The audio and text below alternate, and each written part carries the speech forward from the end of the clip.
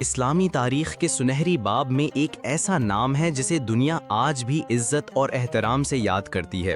وہ نہ صرف ایک عظیم فاتح تھے بلکہ انصاف، رحم دلی اور شرافت کے پیکر بھی تھے۔ جی ہاں، ہم بات کر رہے ہیں صلاح الدین ایوبی کی، جنہوں نے صلیبی جنگوں میں مسلمانوں کی قیادت کی اور بیت المقدس کو آزاد کروایا۔ صلاح الدین ایوبی 1137 عیسوی میں عراق کے شہر تکریت میں پیدا ہوئے۔ ان کا اصل نام یوسف بن ایوب تھا۔ بچپن ہی سے ان میں دینداری، عاجزی اور علم حاصل کرنے کا جذبہ نمایاں تھا۔ ان کے والد ایوب ایک معزز خاندان سے تعلق رکھتے تھے اور وہ اپنے بیٹے کو نہ صرف جنگی فنون میں تربیت دیتے بلکہ دینی تعلیم بھی دلواتے۔ صلاح الدین نے اپنی عملی زندگی کا آغاز نور الدین زنگی کی فوج میں کیا۔ وہ ایک خاموش، با اخلاق اور دیندار نوجوان تھے۔ شاید ہی کسی نے سوچا ہو کہ یہی نوجوان مستقبل میں پورے عالم اسلام کا عظیم رہنما بنے گا۔ اپنی ذہانت، شجاعت اور حکمت عملی کی بدولت وہ جلد ہی فوج میں نمایاں مقام حاصل کر گئے۔ 1169 میں صلاح الدین ایوبی مصر کے وزیر بنے اور جلد ہی فاطمی خلافت کا خاتمہ کر کے مصر کو عباسی خلافت کے زیر اثر لے آئے۔ یہ ان کی پہلی بڑی کامیابی تھی۔ وہ صرف ایک سپہ سالار نہیں تھے بلکہ ایک بہترین منتظم بھی تھے۔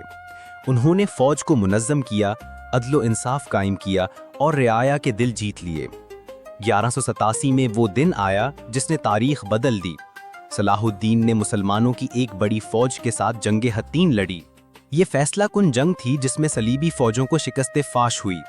اس کے بعد مسلمانوں نے بیت المقدس کا رخ کیا جو 100 سال سے صلیبیوں کے قبضے میں تھا۔ صلاح الدین نے شہر کو فتح کیا، لیکن ان کا کردار دنیا کے سامنے ایک مثال بن گیا۔ انہوں نے نہ عورتوں کو نقصان پہنچایا، نہ بچوں کو، نہ ہی عام شہریوں کو، بلکہ انہیں امن کے ساتھ جانے کی اجازت دی۔ یہی وجہ ہے کہ دشمن بھی ان کے انصاف اور رحم دلی کے محترف ہو گئے۔ صلاح الدین کی سب سے بڑی پہچان ان کی دیانت اور عظیم اخلاق تھے۔ وہ دشمنوں سے بھی شفقت کا سلوک کرتے۔ جب یورپ کا مشہور بادشاہ رچرڈ دی لائن ہارٹ بیمار ہوا تو صلاح الدین نے اپنے طبیب اور دوائیں اس کے پاس بھیجیں۔ یہ ان کی شخصیت کی عظمت تھی کہ آج تک مسلمان اور غیر مسلم سب انہیں عزت اور احترام سے یاد کرتے ہیں۔ 1193 میں صلاح الدین ایوبی کا انتقال ہوا۔ ان کی قبر آج بھی دمشق میں موجود ہے۔ ان کے ترکے میں نہ خزانے تھے، نہ دنیاوی جاہ و جلال، صرف چند سکے اور کپڑے تھے، لیکن ان کا نام ہمیشہ کے لیے زندہ ہو گیا۔ وہ تاریخ کے ان چند لوگوں میں سے ہیں جنہوں نے اپنی شجاعت، عدل اور انسانیت سے دلوں کو جیت لیا۔ یہی ہے اصل کامیابی، یہی ہے صلاح الدین ایوبی کی سنہری داستان۔ اگر آپ کو یہ ویڈیو پسند آئی ہے تو اسے لائک کریں، اپنے دوستوں کے ساتھ شیئر کریں اور